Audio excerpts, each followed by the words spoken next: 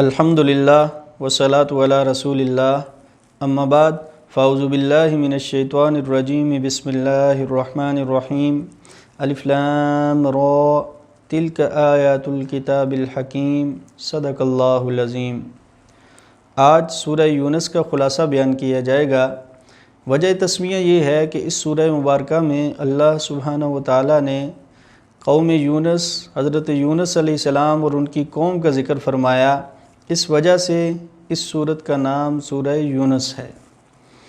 اس سورہ مبارکہ میں چونکہ مکی سورت ہے، اس وجہ سے زیادہ تر عقائد کا ذکر ملتا ہے۔ نبی کریم صلی اللہ علیہ وسلم کا مشرکین مکہ کو دعوت دینا، اللہ سبحانہ وتعالی نے جو تخلیقات فرمائیں، زمین و آسمان اور اس کا نظام اور ستارے اور سیارے اور سورج اور چاند، ان ساری چیزوں کا ذکر ملتا ہے تاکہ مشرکین مکہ جو ہیں ان کو ایک دعوت مل سکے کہ وہ شرک کو چھوڑ کر توحید کی طرف آ جائیں۔ سورہ مبارکہ کی ابتدا حروف مقطعات سے ہوتی ہے اور پھر اس کے بعد اللہ سبحانہ وتعالی نے قرآن کریم کا جو ہے وہ حکمت برا ہونا بیان کیا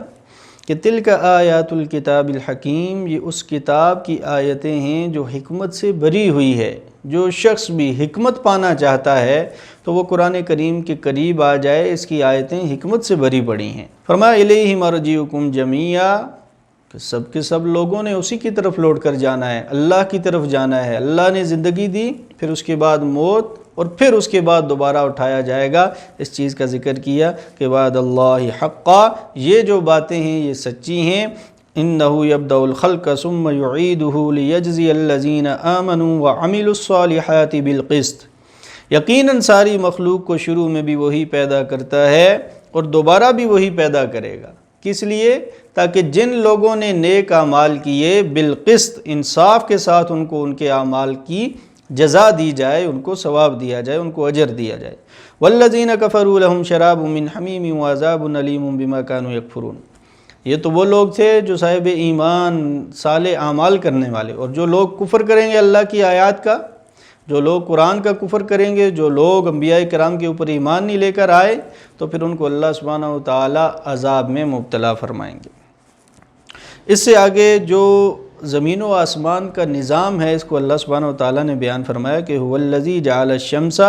کہ اللہ ہی وہ ذات ہے جس نے سورج کو پیدا کیا، پھر اسی طرح چاند کا ذکر کیا، پھر فرمایا ان کو سراپا نور بنایا، پھر فرمایا اللہ نے ان کی منزلیں مقرر کیں تاکہ تم سالوں کی گنتی اور مہینوں کا حساب معلوم کر سکو۔ سورج سارا سال اپنے مدار میں چلتا رہتا ہے اور چاند اپنے مدار میں چلتا رہتا ہے۔ صدیاں ہو گئیں اس سارے نظام کو چلتے ہوئے، لیکن اللہ سبحانہ وتعالی نے ایسا یہ نظام مرتب فرمایا کہ آج تک کبھی ایسا نہیں ہوا کہ سورج اپنے مدار کی گردش میں ایک سیکنڈ میں آگے پیچھے ہوا ہو، یا اسی طرح چاند اپنے مدار کی حرکت میں ایک سیکنڈ بھی آگے پیچھے ہوا ہو۔ یہ صدیوں سے نظام چل رہا اور قیامت تک چلتا رہے گا۔ یہ اللہ کے علاوہ کوئی ایسا نظام نہیں بنا سکتا۔ انسان کے بس کی یا کسی اور کے بس کی یہ بات نہیں ہے کہ یہ نظام بنا سکے۔ پھر فرمایا رات دن کے آگے پیچھے آنے میں، یہ بھی ایک قسم کی اللہ کی تخلیق ہے کہ رات آتی ہے پھر دن آتا ہے، اور اس رات دن کے آنے میں کبھی ایسا نہیں ہوتا کہ سورج آئے اور پھر اندھیرا بھی ہو، یا ایسا ہو کہ سورج سامنے چمک رہا ہو اور ساتھ اندھیرا بھی ہو۔ ایسا کبھی نہیں ہوا۔ اللہ نے یہ اندھیرا رات کا اور دن کی روشنی، ان دونوں کو اپنے نظام اور اپنے اپنے اوقات کے تحت پابند کر دیا۔ پھر فرمایا ان الذین لا یرجون لقاءنا ورضوا بالحیاۃ الدنیا، یہ ان لوگوں کا ذکر کیا گیا جو اللہ سے ملاقات کی امید نہیں رکھتے، وہ کفار اور مشرکین۔ آج ہم اپنے اعمال پہ غور کریں، ہم کتنی اللہ سے ملاقات کی امید رکھتے ہیں۔ اللہ سے ملاقات کی امید تو وہی شخص رکھے گا جس کو یہ یقین ہوگا کہ قیامت برپا ہوگی اور میں نے اپنے اعمال کا حساب کتاب اللہ کے سامنے دینا ہے، وہی شخص اللہ سے ملاقات کی امید بھی رکھے گا۔ تو اللہ فرماتے ہیں جو اللہ سے ملاقات کی امید نہیں رکھتا، وَرَضُوا بِالْحَيَاةِ الدُّنْيَا، اور دنیاوی زندگی میں مگن ہو گیا ہے، وَاطْمَأَنُّوا بِهَا، اور اسی دنیاوی زندگی کے اوپر مطمئن ہو گیا، وَالَّذِينَ هُمْ عَنْ آيَاتِنَا غَافِلُونَ، اور جو ہماری نشانیوں سے غافل ہیں، یہ وہ لوگ ہیں جو اللہ سے ملاقات کی امید نہیں رکھتے۔ سب سے پہلے وہ دنیا کی زندگی میں مگن ہو جاتے ہیں، دوسرا فرمایا وہ دنیا کی زندگی پہ مطمئن ہو جاتے ہیں۔ تیسرا فرمایا کہ وہ ہماری نشانیوں سے غافل ہیں۔ کون سی نشانیاں؟ یہ زمین و آسمان کی تخلیق، یہ لیل و نہار، یہ موسموں کا تبدیل ہونا، یہ بارشوں کا برسنا، یہ زمین سے پودوں کا اگنا، یہ ساری اللہ کی نشانیاں ہیں۔ اور انسان اپنے جسم میں دیکھے کہ اللہ کی قدرت کی کیسی نشانیاں ہیں۔ پھر اللہ سے ملاقات کے کچھ ایسے وہ اشارے بھی ہیں کہ انسان کے دانت ٹوٹ جاتے ہیں، انسان کو ناخن کاٹنا پڑتے ہیں، بال کاٹنا پڑتے ہیں، انسان کی آنکھوں میں بینائی کمزور ہو جاتی ہے، سماعت کمزور ہو جاتی ہے، انسان کا دل کمزور ہو جاتا ہے، انسان کے بال سفید ہونا، یہ ساری نشانیاں ہیں کہ انسان نے اللہ سے ملاقات کرنی ہے۔ اللہ سے ملاقات کا وقت قریب ہو چکا ہے، لیکن اللہ فرماتے ہیں جو اللہ سے ملاقات کی امید نہیں رکھتے وہ دنیاوی زندگی میں مگن ہو جاتے ہیں۔ آج ہم ہیں یا نہیں ہیں؟ اللہ فرماتے ہیں وہ دنیاوی زندگی پہ مطمئن ہو جاتے ہیں۔ کئی بزرگوں سے سنا الحمدللہ جی گھر بھی بن گیا، بچوں کی شادیاں بھی ہو گئیں، اب ہم مطمئن ہو گئے۔ تو یہ دنیاوی زندگی کا اطمینان تو ہم چاہتے ہیں، لیکن کیا ہم آخرت کے بارے میں بھی مطمئن ہوتے ہیں؟ اس بارے میں بھی ہم سوچتے ہیں؟ تو اللہ سبحانہ و تعالی ہمیں یہ اللہ سے ملاقات کی امید باقی رکھنے کی توفیق نصیب فرمائے۔ اللہ فرماتا ہے یہ جو کافر لوگ اس طرح کے کام کرتے ہیں کہ دنیاوی زندگی پہ مطمئن ہو جاتے ہیں، اللہ کی نشانیوں پہ غور نہیں کرتے، اس سے غافل رہتے ہیں، اولئک مأواہم النار، ایسے لوگوں کے لیے تو اللہ نے آگ کو پیدا کیا، آگ کو بنایا۔ پھر اس سے آگے مومنین کا ذکر کیا کہ جو اللہ سے ملاقات کی امید رکھتے ہیں، وہ ایمان لانے والے ہیں، وہ اعمال صالحہ کرنے والے ہیں۔ اسی طرح اللہ سبحانہ و تعالیٰ نے ان کے لیے جنت تیار کی ہوئی ہے اور اس میں بھی وہ اللہ کی تعریف فرمائیں گے۔ اس سے آگے انسان کی ایک عادت کو بیان کیا، فرمایا وَإِذَا مَسَّ الْإِنسَانَ الضُّرُّ دَعَانَا لِجَنبِهِ أَوْ قَاعِدًا أَوْ قَائِمًا، کہ جب ہم انسان کو کسی مصیبت میں مبتلا کر دیتے ہیں، انسان پہ کوئی پریشانی آ جاتی ہے، تو اللہ فرماتے ہیں دعانا، پھر وہ اللہ کو پکارتا ہے، اللہ کو بلاتا ہے، لِجَنبِهِ أَوْ قَاعِدًا أَوْ قَائِمًا، لیٹا ہو، بیٹھا ہو، کھڑا ہو، ہر وقت پھر اللہ کو یاد کرتا رہتا ہے۔ پھر کیا ہوتا ہے؟ فَلَمَّا كَشَفْنَا عَنْهُ ضُرَّهُ، پھر جب ہم اس کی وہ مصیبت، وہ ضر والی، وہ مصیبت پریشانی والی چیز اس سے ہٹا دیتے ہیں، ہم اس کو آسائش میں مبتلا کر دیں، ہم اس کے لیے آسانی پیدا کر دیتے ہیں، اللہ فرماتے ہیں مَرَّ كَأَن لَّمْ يَدْعُنَا إِلَىٰ ضُرٍّ مَّسَّا، جیسے کبھی اپنے آپ کو پہنچنے والی تکلیف میں ہمیں پکارا ہی نہیں تھا۔ انسان ایسا بن جائے کہ مصیبت میں تو اللہ کو پکارتے ہیں، لیکن جب آسانی آ جاتی ہے پھر اللہ کو بھول جاتا ہے۔ تو یہ انسان کی ایک جو ہے وہ فطرت یا عادت کو اللہ سبحانہ و تعالیٰ نے بیان کیا۔ اللہ اس عادت سے، اس فطرت سے ہمیں محفوظ فرمائے۔ اللہ ہمیں ہر وقت اپنی یاد دل میں بسانے کی توفیق عطا فرمائے۔ دنیاوی زندگی کی ایک مثال بیان کی اس سورہ مبارکہ میں، فرمایا انما مثل الحیات الدنیا، کہ دنیاوی زندگی کی مثال ایسے ہے کہ جیسے اللہ سبحانہ و تعالیٰ فرماتے ہیں کہ ہم نے آسمان سے پانی برسایا، پھر نباتات اگیں، اور پھر جو لوگ کھاتے ہیں اور چوپائے استعمال کرتے ہیں، یہ ملی جلی نباتات زمین سے نکلتی ہیں، حتی اذا اخذت الارض زخرفها، پھر زمین جو ہے اس سے جب یہ چیزیں نکلتی ہیں تو زمین رونق والی ہو جاتی ہے، خوشنما ہو جاتی ہے، خوبصورت ہو جاتی ہے۔ وَظَنَّ أَهْلُهَا أَنَّهُمْ قَادِرُونَ عَلَيْهَا، اور جو اس کھیتی کا مالک ہوتا ہے وہ کہتا ہے اب ہم اس کے اوپر مکمل قدرت رکھتے ہیں، یعنی اب ہم اس کو کاٹیں گے، اس سے ہم نفع اٹھائیں گے، فائدہ اٹھائیں گے۔ اللہ فرماتے ہیں أَتَاهَا أَمْرُنَا لَيْلًا أَوْ نَهَارًا فَجَعَلْنَاهَا حَصِيدًا كَأَن لَّمْ تَغْنَ بِالْأَمْسِ، اللہ فرماتے ہیں پھر دن کو یا رات کو اللہ کا حکم آ جاتا ہے، کوئی آندھی چلتی ہے، کوئی بھی سبب بنتا ہے، اللہ کے حکم سے وہ کھیتی ایسے ہو جاتی ہے جیسے کٹی ہوئی ہے، اور پھر وہ ایسی بن جاتی ہے كَأَن لَّمْ تَغْنَ بِالْأَمْسِ، جیسے وہ کل وہاں پر تھی ہی نہیں۔ كَذَلِكَ نُفَصِّلُ الْآيَاتِ لِقَوْمٍ يَتَفَكَّرُونَ، ہم ایسے ہی اپنی آیات کھول کھول کر بیان کرتے ہیں تاکہ لوگ سمجھیں، ان سے عقل و شعور حاصل کریں، ان سے کوئی تدبر اور تفکر کریں اور اپنی زندگی کو بدلیں۔ اس مثال میں یہ بیان کیا گیا کہ دنیاوی زندگی کا کوئی اعتبار نہیں ہے، انسان دنیاوی محنت کرتا رہے، اس کو جو ہے وہ سمجھتا ہے کہ شاید میں جو ہے اس سے کوئی فائدہ اٹھا لوں گا، لیکن آخرت میں جب انسان جائے گا تو اس دنیاوی محنت کا کوئی فائدہ اسے نظر نہیں آئے گا۔ پھر اس کی مثال ایسے ہی ہوگی جیسے وہ کھیتی کٹی ہوئی اور ایسے تھا اللہ کا وہ عذاب آیا، حکم آیا اور وہ کھیتی کٹ گئی اور اسے پتہ بھی نہ چلا کہ یہ کھیتی یہاں پر کل تھی یا نہیں تھی۔ اس سے آگے ایک مثال کو بیان کیا گیا اور انسانی زندگی کی مثال دی، اور انسان کو یہ سمجھایا گیا کہ انسان دنیا میں جو محنت کرتا ہے، دنیا میں جو کام کرتا ہے، اس کو اللہ کی رضا کے لیے کرنے چاہیے، اس کو اعمال وہ کام ایسے کرنے چاہیے کہ اس کو اس کا آخرت میں فائدہ بھی پہنچے۔ تو مختصراً یہ کہ انسان ایمان لائے، اس کے بعد اعمال صالحہ کرے تو وہ قیامت تک ساتھ لے کر بھی جائے، نہ کہ دنیا میں محنت کرے اور وہ اعمال ضائع بھی ہو جائیں، ایسا نہیں کرنا چاہیے۔ فرمایا دنیاوی زندگی کی مثال ایسے ہی ہے کہ جیسے اللہ نے آسمان سے پانی برسایا، پھر وہ زمین سے نباتات اگیں، وہ جو لوگ کھاتے ہیں اور مویشی کھاتے ہیں، یعنی ملی جلی ایسی نباتات جو انسان کھاتے ہیں، سبزیاں، پھل فروٹ وغیرہ، اور گھاس پھوس جو ہے وہ جو مویشی اور چوپائے استعمال کرتے ہیں۔ اللہ فرماتے ہیں پھر اسی طرح اس کی وہ جو رونق ہے وہ بڑھ جاتی ہے زمین کی، اور وہ پیاری ہو جاتی ہے، مزین ہو جاتی ہے۔ وَظَنَّ أَهْلُهَا، اور اس زمین کے مالک کیا کرتے ہیں، وہ یہ گمان کرنے لگتے ہیں انہم قادرون علیہا، کہ ہم اس کے اوپر قادر ہیں، اب ہم اس کو کاٹیں گے، اس سے جو ہے بیج نکالیں گے، اس پھل کو بیچیں گے، اس سے نفع کمائیں گے، وہ یہ گمان کرنے لگتے ہیں۔ أَتَاهَا أَمْرُنَا لَيْلًا أَوْ نَهَارًا فَجَعَلْنَاهَا حَصِيدًا كَأَن لَّمْ تَغْنَ بِالْأَمْسِ۔ تو اللہ فرماتے ہیں پھر اللہ کا حکم آ جاتا ہے، پھر بارش برس جاتی ہے، پھر ہوائیں چلتی ہیں ایسی، پھر ایسا کوئی طوفان آتا ہے، ایسا کوئی سبب بنتا ہے کہ اللہ کے حکم سے وہ اس کی فصل تباہ ہو جاتی ہے۔ وہ جو انسان گمان کر رہا تھا کہ میں اس فصل کے اوپر قادر ہو گیا ہوں، اس سے نفع اٹھاؤں گا، اب وہ نقصان میں ہے،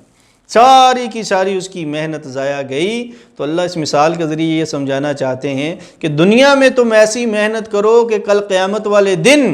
تمہیں وہ کٹی ہوئی فصل نہ ملے، تمہیں وہ ختم شدہ فصل نہ ملے، بلکہ اس دنیا میں کرنے والی محنت کا تمہیں آخرت میں اجر بھی ملے، آخرت میں تمہیں ثواب بھی ملے۔ تم دنیا میں ایسے کام جو نیک اعمال ہیں اس طرح کرو کہ قیامت والے دن ان کا اجر بھی تمہیں ملے۔ اس سے آگے قرآن حکیم جو ہے اس کا ایک چیلنج اللہ سبحانہ و تعالیٰ نے بیان کیا کہ کیا پھر یہ لوگ جو ہیں یہ کہتے ہیں کہ آپ صلی اللہ علیہ وسلم جو ہے نعوذ باللہ اپنی طرف سے قرآن کریم کو گڑھ لیا، اگر ان کا یہ دعویٰ ہے، اگر یہ کہتے ہیں، قل، تو آپ صلی اللہ علیہ وسلم ان سے فرما دیجئے فَأْتُوا بِسُورَةٍ مِّثْلِهِ وَادْعُوا مَنِ اسْتَطَعْتُم مِّن دُونِ اللَّهِ إِن كُنتُمْ صَادِقِينَ۔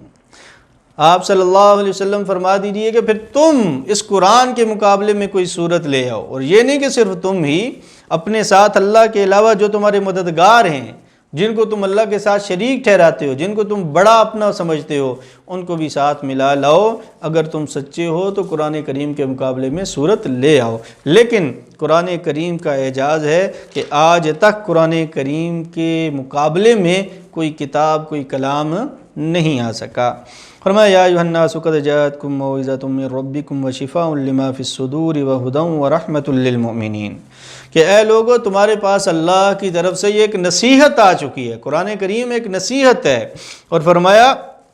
وشفاء لما فی الصدور، اور یہ شفا ہے دلوں کی بیماریوں کی، دل کی جو بیماریاں ہیں ان کی یہ شفا ہے۔ اسلام کے آنے سے پہلے عرب کی کیا صورتحال تھی، کیسے آپس میں لڑائیاں اور جھگڑا اور یہ ننگا طواف کرنا، اور آپس میں جو ہے وہ رشتے ناتے کس طرح، ان کے سارے معاملات کس طرح ہوتے تھے، معاشرت ان کی کیسی تھی،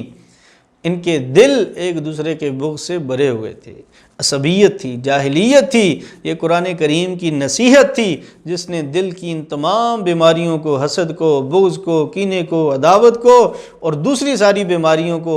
دور کر دیا۔ فرمایا قرآن کریم ہدایت ہے اور رحمت ہے للمؤمنین، اللہ پہ ایمان رکھنے والوں کے لیے۔ آپ فرما دیجئے قل بفضل اللہ وبرحمتہ،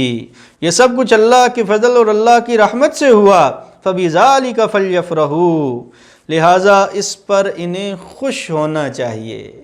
یعنی قرآن مسلمانوں کے لیے، مومنین کے لیے ہدایت ہے، اللہ کی رحمت ہے، دلوں کا روگ ختم کرنے والا ہے، اللہ کی طرف سے ایک نصیحت ہے انسانوں کے لیے۔ یہ اللہ کا فضل اور رحمت جو ہے اس پہ انسانوں کو خوش ہونا چاہیے۔ فَبِذَالِكَ فَلْيَفْرَحُوا۔ تو ہم دیکھیں کہ آج ہم اس قرآن کی نعمت پہ خوش ہوتے ہیں یا نہیں ہوتے، ہمارا اس قرآن سے کتنا تعلق ہے اور کتنا ہم اس خوشی کا اظہار کرتے ہیں کہ ہم قرآن کریم کے قریب ہوتے ہیں، قرآن کی تلاوت کرتے ہیں، قرآن کو پڑھنا سیکھتے ہیں، قرآن کو سمجھنا سیکھتے ہیں، آیا ہم اس قرآن کی کتنی قدر کرتے ہیں۔ اللہ نے قرآن کی یوں تعریف فرمائی اور پھر آخر میں فرمایا هُوَ خَيْرٌ مِّمَّا يَجْمَعُونَ، یہ اس سے بہتر ہے جو تم جمع کرتے ہو۔ تم زندگی میں ساری زندگی لگا لیتے ہو، کار، کوٹھی، بنگلہ، جائیداد، پراپرٹی، اولاد، بینک بیلنس، کیا کیا تم جمع کرتے رہتے ہو۔ اللہ نے قرآن کی تعریف فرمائی، اس کی 6-7 صفات بیان فرمائیں، آخر میں فرما دیا وَخَيْرٌ مِّمَّا يَجْمَعُونَ، میرے بندو تم جو دنیا میں جمع کرتے رہتے ہو اس سب سے بہتر، سب سے زیادہ مالدار اور قیمتی چیز وہی اللہ کا کلام اور اللہ کا قرآن ہے۔ اس سے آگے اس سورہ مبارکہ میں حضرت نوح علیہ السلام اور ان کی قوم کا ذکر کیا گیا، پھر اس کے بعد حضرت موسیٰ، حضرت ہارون علیہ السلام کا، ان کا فرعون کی طرف جانا اور دعوت دینا، ان چیزوں کو بیان کیا گیا۔ پھر حضرت یونس علیہ السلام کی قوم کا ذکر فرمایا۔ یونس علیہ السلام جو ہیں ان کو نینوا بستی جو تھی ان لوگوں کی طرف بھیجا گیا، یونس علیہ السلام نے ان کو دعوت دی، لیکن وہ جب نہیں مانے تو یونس علیہ السلام نے ان کو پھر اللہ کی طرف سے یہ پیغام دیا کہ اب 3 دن کے اندر اندر تمہارے اوپر اللہ کا عذاب نازل ہوگا۔ یونس علیہ السلام نے جب یہ پیغام دیا تو وہ پھر اس کے بعد سوچنے پر مجبور ہوئے اور انہوں نے یہ مشورہ کیا کہ اگر یونس علیہ السلام اس بستی میں اب بھی رہتے ہیں تو سمجھو وہ ویسے ہی کہہ رہے ہیں، اور اگر وہ چلے جاتے ہیں تو سمجھو اس آدمی نے بات سچی کی کہ اللہ کا عذاب آنے لگا، اس لیے وہ بستی سے نکل گیا۔ بہرکیف صبح جب ہوئی تو ان لوگوں نے دیکھا کہ آسمان جو ہے وہ اندھیری اس کے اوپر چھا چکی ہے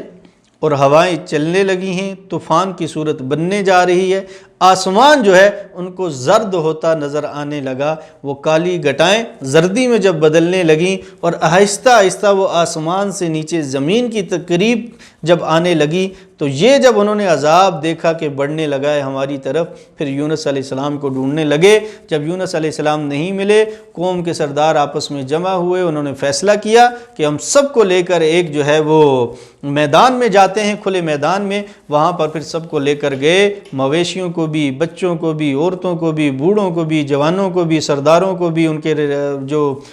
ملازمین تھے جو ان کے کام کرنے، سب اس میدان میں جمع ہوئے اور پھر اللہ سے مانگنے لگے، اللہ ہم ایمان لے آئے، اللہ ہمارے گناہوں کو معاف کر دے۔ تو یہ ان کا عمل پھر اس وجہ سے اللہ سبحانہ و تعالیٰ نے ان کو معاف فرما دیا، اور وہ جو عذاب ان کے اوپر آیا ہوا تھا وہ ان کے اوپر سے ہٹ گیا۔ تو اللہ نے اس چیز کا ذکر کیا، فرمایا فَلَوْلَا كَانَتْ قَرْيَةٌ آمَنَتْ فَنَفَعَهَا إِيمَانُهَا إِلَّا قَوْمَ یونس، بھلا کوئی بستی ایسی کیوں نہ ہوئی کہ ایسے وقت ایمان لے آتی اس کا ایمان اس کو نفع پہنچاتا۔ اللہ فرماتا ہے الا قوم یونس، اور یہ نفع جو ایمان کا پہنچا یہ قوم یونس کو ہی پہنچا کہ وہ ایمان لے آئے، اللہ کے اوپر اپنا ایمان لے آئے اور حضرت یونس علیہ السلام کے اوپر ایمان لے آئے اور اپنے اعمال کو انہوں نے درست کرنا شروع کر دیا۔